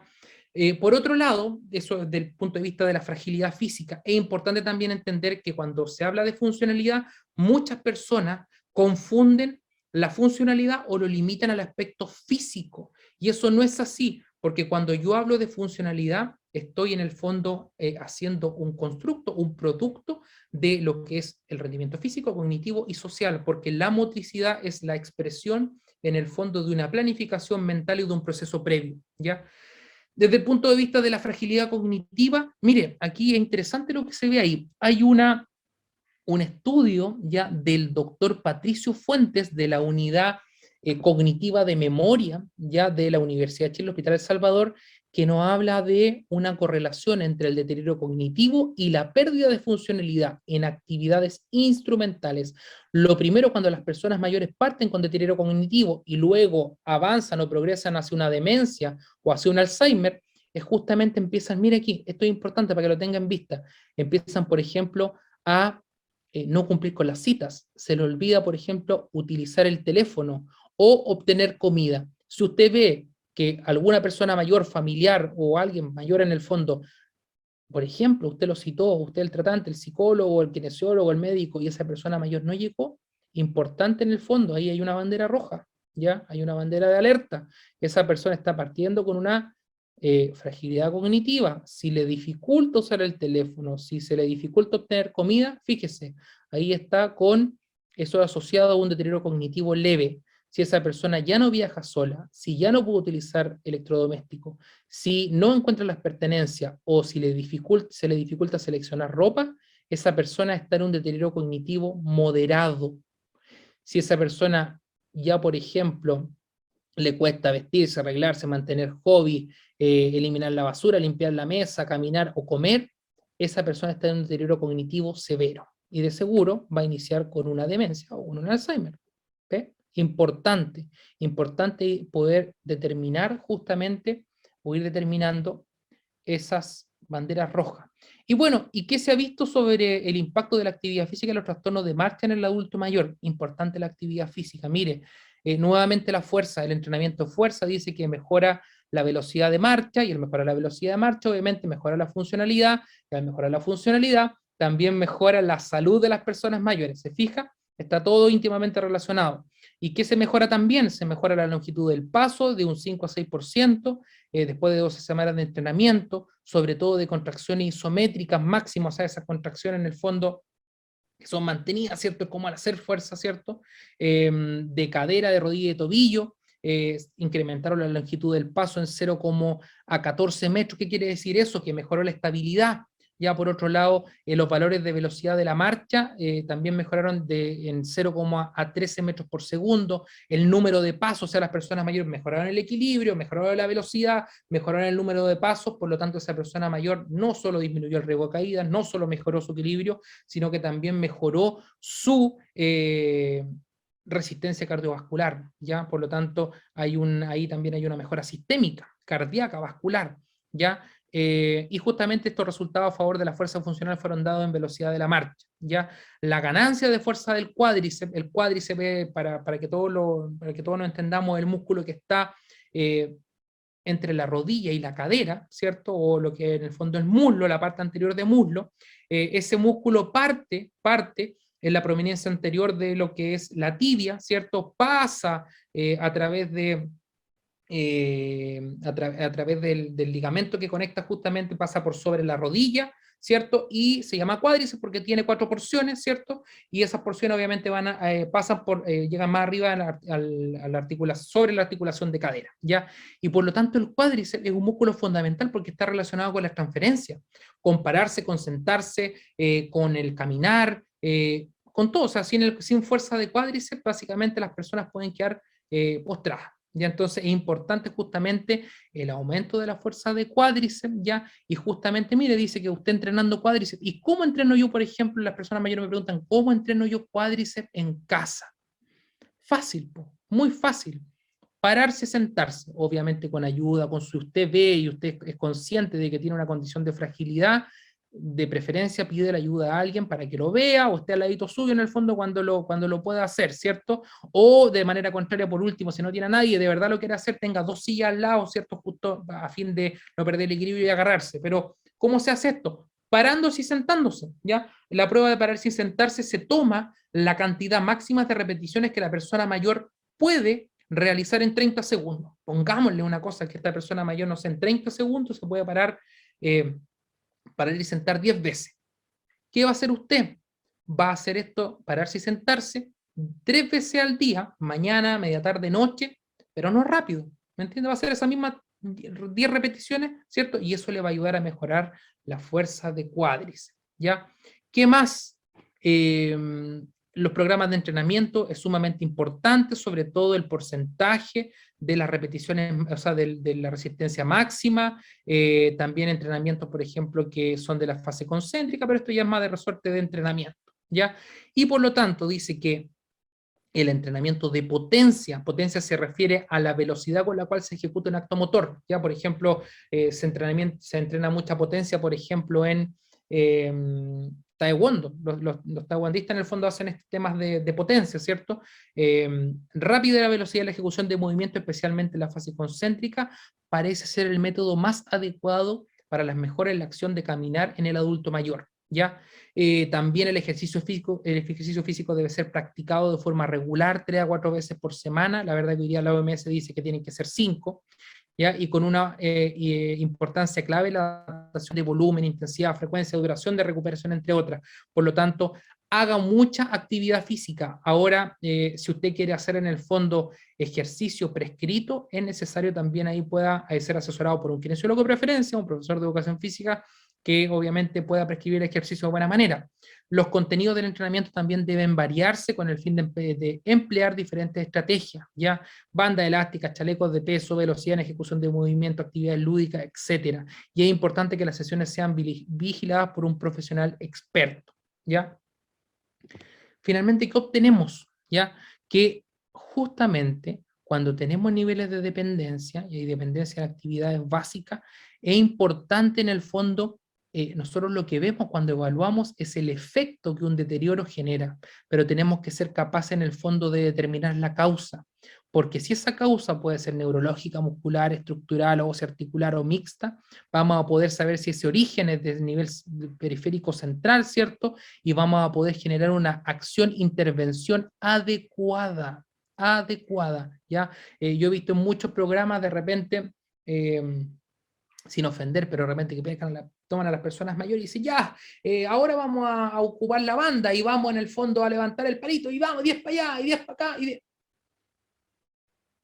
Sí, es buena la actividad física, pero muchas veces no resolvemos el problema particular de las personas mayores. Por eso que vuelvo a decir, la especificidad es mayor resolutividad. De nada sirve aplicar una valoración geriátrica integral si en el fondo no somos capaces de ir al fondo y evidenciar realmente lo que esa persona tiene a fin de recuperarlo. Ya, por lo tanto, las herramientas de valoración geriátrica integral tienen que ser bien utilizadas. Ya, importante el alivio del dolor, y justamente cuando las personas mayores tienen dolor tiene que haber un ascensor analgésico. Ya, por lo tanto, ahí es importante el poder hacer este seguimiento a través de un médico. ¿Qué nos queda? Del punto de vista del área mental, ya es importante lo siguiente. Yo he visto que los test mini mental, y hay mucha sobrediagnóstico de demencia por mala aplicación del test de mini mental. Ojo con esto, ¿por qué? Porque el test mini mental fue en el fondo validado en Chile por la doctora Albala, ¿cierto? Y justamente lo que este test se debiese aplicar, ¿ya? Bueno, volvamos al inicio, dice que el test Mini-Mental es un test breve de función cognitiva básica que proporciona un diagnóstico grueso de la orientación de la persona en el tiempo, en el espacio, de la memoria reciente, el registro y la capacidad aritmética y cuya confiabilidad y validez ha sido demostrada. Folstein lo diseñó como una ayuda para ser aplicado en la evaluación cognitiva de pacientes ancianos en la práctica clínica, y dice que se centra solo en aspectos cognitivos, excluyendo el ánimo y conductas mentales anormales, mide 8 de 11 principales aspectos del estado cognitivo, como son la orientación, el registro, la memoria reciente, atención, ¿cierto? Pero dice que tiene una influencia de la educación que se determinó de una especificidad del 40%. Por lo tanto, al aplicar solo el test sin el Pfeiffer, el 56% de los pacientes podría dar falsos positivos. Mire, mire, interesante y mucho. Yo también en algún principio lo hacía. Cuando uno viene y toma un mini-mente en el fondo y le dice a la persona, sospecha de demencia. No, es necesario aplicarlo justamente con con el Pfeiffer, ¿ya? ¿Por qué? Porque, mire, dice que el diagnóstico de demencia se efectúa habitualmente a través de test de función cognitiva y actividades funcionales, ¿ya? Es importante considerar la influencia de los factores étnicos. Recuerde también que si las personas, por ejemplo, no saben leer y escribir, el test Mini-Mental se tiene que adecuar y se tiene que, en el fondo, cambiar el puntaje, ¿ya? Por lo tanto, no es correcto aplicar, por ejemplo, pruebas de lectoescritura a personas que son... que tienen, por ejemplo, no pueden leer ni escribir, no saben leer ni escribir, ¿cierto? Y, por ejemplo, también se hacen algunas modificaciones, ¿ya? Ahora, el punto de corte para la población chilena, ya de deterioro cognitivo, es 21 a 22 puntos, ¿ya? Y en el Pfeiffer, de 5 a 6 puntos, por lo tanto, para el diagnóstico de demencia, se tiene que aplicar el Mini-Mental modificado más el Pfeiffer, ¿ya? Cuando ambos test son positivos, efectivamente se puede decir que existe demencia, ¿ya? Ambos juntos, no cada uno por separado. Y en el tema del deterioro cognitivo, en este caso, el puntaje corte es 21 y en el Pfeiffer mayor o igual a 6, ¿ya? Y permite, cuando se aplican ambos, o sea, cuando se aplica el test Mini-Mental junto con el Pfeiffer, permite aumentar la especificidad de un 46.1% a un 83%, ¿ya? Casi el doble, ¿ya? Entonces, ¿cuál es el llamado a utilizar conjuntamente ambos test y justamente reduce el problema de la escolaridad? Ahora, sin embargo, se ha visto que los test que son mejores para la evaluación del deterioro cognitivo y la demencia son el Disability Assessment for Dementia y el Bristol, ¿ya? ¿Y por qué? Porque fueron mejores los cuestionarios con mejores propiedades psicométricas, ¿ya? Ahora, del punto de vista de las acciones preventivas, ¿qué se puede hacer? Ya estamos finalizando, llegando a la recta final, es mucha información en muy poco tiempo, pero bueno. Existen terapias para la prevención y el tratamiento de la enfermedad de Alzheimer, ¿ya? Y este es un paper relativamente nuevo, del año 2016, ¿ya? Y que justamente, mire, dice, por ejemplo, estilo de vida, ¿ya? El estilo de vida dice, por ejemplo, la práctica de ejercicio físico, ¿qué mejora? Mejora la neurogénesis hipocampal y tiene un efecto neuroprotector, sobre todo de combatir la inflamación, ¿ya? Hay una teoría que se desechó hace algunos años que se llamaba el, el inflammaging, que era como la inflamación por ancianidad, y eso no era tan así, sino que en el fondo tiene que ver más con el tema de la inactividad física, el sedentarismo que provoca inflamación. Cuando usted en el fondo empieza a hacer ejercicio, se genera un efecto de barrido de los factores proinflamatorios y pro dolor, en el fondo que hace que en el fondo disminuya la inflamación y disminuya el dolor, y por lo tanto en el fondo eh, genera justamente, sobre todo a nivel cerebral, el ejercicio, factores protectores, ¿ya? Desafíos mentales, por ejemplo, que las personas mayores hagan cursos de computación, psicoeducación, estimulación mediante actividades cognitivas, ¿ya? Genera un incremento de la densidad neuronal importante. Se ha visto también de que más que un aumento de las calorías, se ha visto de que la restricción calórica y alimenticia lo que provoca una disminución de la fosforilación de la proteína beta-amiloide, por lo tanto sería sumamente útil generar dietas hipocalóricas para las personas con demencia, ¿ya? Y demencia tipo Alzheimer, importante decirlo, ¿ya? Y también la relación hambre con la neuroprotección, dice que mejora la cognición y disminuye niveles de proteína beta-amiloide e inflamación. Y volvemos justamente a lo fundamental, que es lo que habíamos hablado, la socialización. La socialización es importante en el desarrollo humano físico e interior y la falta de ella induce a la soledad. Y se ha visto que la soledad está asociada con factores como la depresión, el alcoholismo, la obesidad, la diabetes, la hipertensión, la enfermedad y Alzheimer y otros cánceres. ¿Ya? Mire lo que le voy a decir. Ahí había un grupo de un profesor por ahí de universidad que estaba justamente investigando el efecto de la pandemia en las personas mayores. Y decía, claro, eh, la cuarentena fue en el fondo monoobjetivo. ¿Cuál era el monoobjetivo? En el fondo, evitar el contagio de las personas mayores. Perfecto, se evitaron muchas muertes, estamos claros en eso. Pero la deprivación sensorial que se generó producto de la pandemia y esta falta de socialización, créame que dejó mucho más personas secueladas producto de la inactividad física, la falta de estimulación cognitiva y, y de socialización, y por lo tanto también la falta de afecto y de ver a sus familiares, y esas personas mayores se deterioraron aún más. Claro, se evitaron muchas muertes, pero la calidad de esas personas mayores o la condición, tenemos hoy día muchas personas que aumentaron su dependencia. Entonces, ojo con eso, ¿ya? Finalmente, ¿qué se ha visto? Por ejemplo, de que los flavonoides que están presentes en el vino, el complejo B de vitamina D, la vitamina D, la vitamina E más C, los folatos, los probióticos. El otro día estuve viendo por ahí por el Magíster que el tema del yogur irlandés, ya que es un yogur alto en proteínas, también ayuda bastante al tema de la funcionalidad. El ginkgo biloba, dice ahí el vino tinto, ya dice baja ingesta. Bueno, yo no soy muy partidario de eso, creo que puede ser una alta ingesta, ¿por qué no? Bueno, esos son estilos de vida, ¿ya? Ahora mejore la sintomatología, volvemos al ejercicio, recomendaciones, mayor a 3 veces por semana aeróbico, ya más, o sea, tres o más veces ejercicio aeróbico a la semana, que se suman 2 días de ejercicios de fuerza, ¿ya? ¿De qué intensidad? Moderada a vigorosa. Y cómo yo sé si estoy haciendo actividad física, ejercicio aeróbico moderado, vigoroso, me tiene que cansar, un cansancio tolerable, ¿ya? Si usted va y camina lentito, y eso es lo que pasa en la mayoría de las prescripciones de ejercicio, el doctor nos dice en el fondo, no, tiene que caminar más. ¿A cuánto camino? ¿Cuántas cuadras camino? No sirve caminar por caminar, obviamente va a tener un impacto, pero no el impacto que deseamos, o sea, el ejercicio debiese cansar. Si no cansa, no sirve.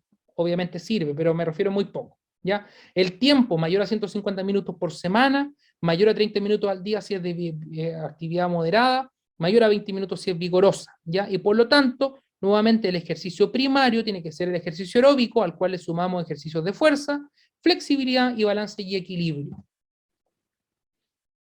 Que se ha visto también que la actividad física y el comportamiento con la patología beta amiloide ya se ha visto, por ejemplo, de que en ratones ya el efecto de la actividad física hace que disminuya el riesgo de deterioro cognitivo inicial, tiene un efecto protector, disculpe, no en ratones, en humanos, ya en humanos disminuye el riesgo de deterioro cognitivo, promueve protección contra un futuro deterioro, genera una mejora del estado cognitivo y los indicadores de salud cerebral y sobre todo del procesamiento y control ejecutivo, una mejora del control ejecutivo, ¿ya?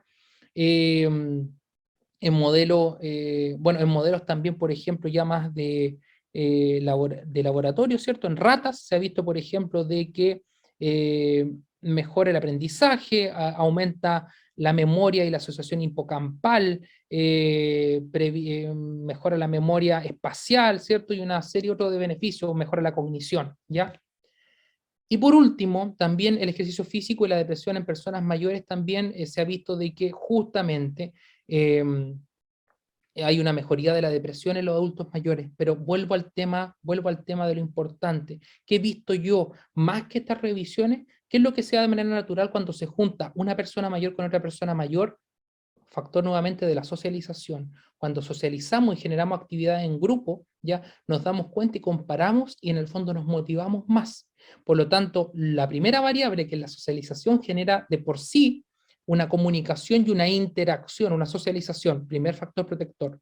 Luego de eso, las personas mayores están conversando, están planificando, pueden generar alguna actividad. Hay de por sí una estimulación cognitiva que lleva a un acto motor por intencionalidad, por lo tanto se ejecuta obviamente también una estimulación física, ¿ya?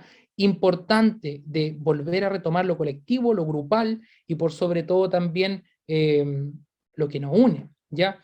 Hay otro estudio que últimamente ha hecho la Universidad Johns Hopkins, que está haciendo también con algunas drogas psicodélicas, en el caso de particular son los hongos mágicos o los hongos psilocibe, que se ha visto que justamente una remisión de las depresiones mayores en personas adultas y también en adultos mayores. Miren, miren lo importante que puede ser. Dicen por ahí de que las drogas psicodélicas son el nuevo futuro de la psiquiatría, y un recambio sobre todo del Prozac. Hay alteraciones que en el fondo la psiquiatría aún no ha podido resolver, y al parecer, justamente la solución está en lo que algunos llaman el misterio del Leuci, ¿cierto? O estas drogas que son psicodélicas, ¿ya? O la moderación de la psique, importante. Yo creo que el futuro también de la psicología y de la psiquiatría va para allá.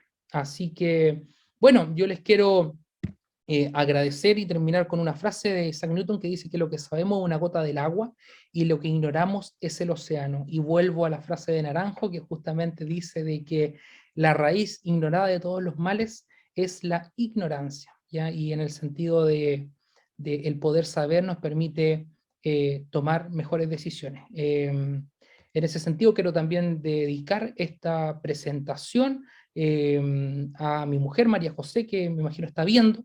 Así que eso, mandarle un fuerte abrazo. Eso, muchas gracias. Muchas gracias, Juan Pablo. Te vamos a pedir si puedes sacar el compartir pantalla, por favor. Por supuesto. Bueno, queremos agradecerte y vamos a abrir un pequeño espacio, muy pequeñito espacio para las preguntas. Si alguien quisiera hacer una, pueda solicitar abrir el micrófono.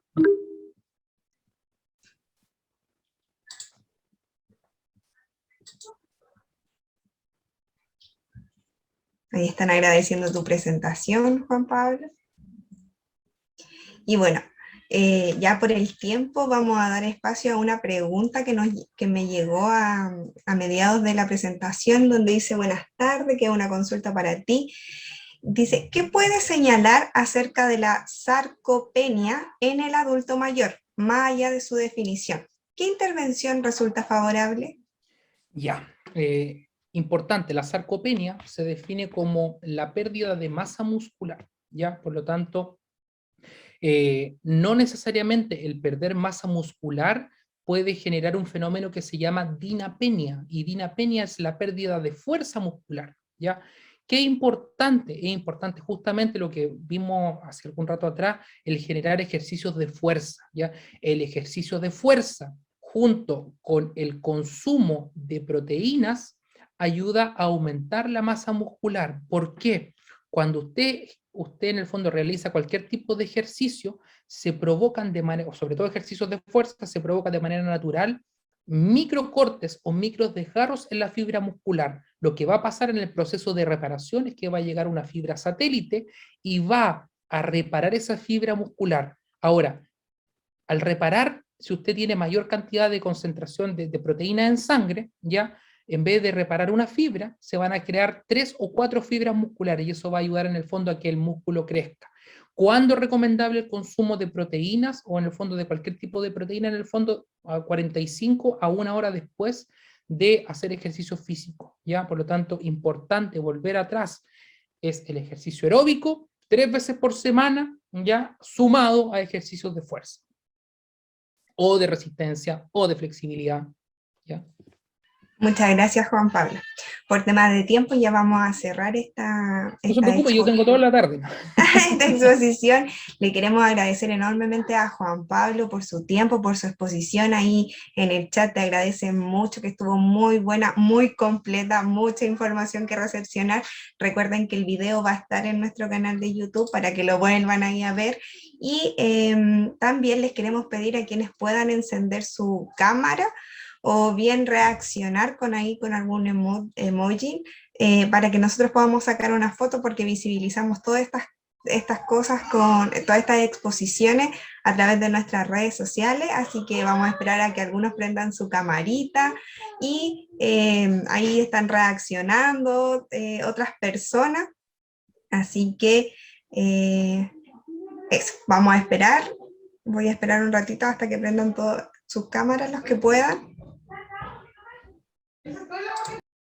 Sí, Tamara, bueno, no te escucho, pero está de más dejar la invitación ante cualquier consulta. Mi correo es jromero@cerama.cl o correo personal jromero@fundacionchilemayores.org. Números de teléfono, WhatsApp, la invitación a cualquier persona que en el fondo quiera hacer algún tipo de investigación, estudio, o en el fondo adentrarse más en el mundo de la gerontología y la geriatría. Estamos al servicio de eso. Así que gracias.